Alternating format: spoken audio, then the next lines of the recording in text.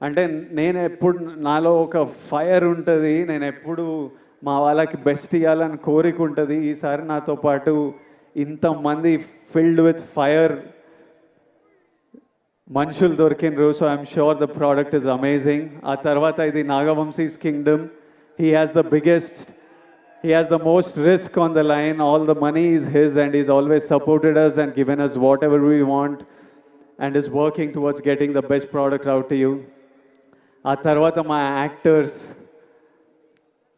భాగ్యశ్రీ కొత్త అమ్మాయి, కాకపోతే స్మార్ట్ అమ్మాయి, చాలా అంబిషియస్ అమ్మాయి, కష్టపడే అమ్మాయి, చాలా బిగ్ డ్రీమ్స్ ఉన్నాయని చాలా దూరం వెళ్తుంది.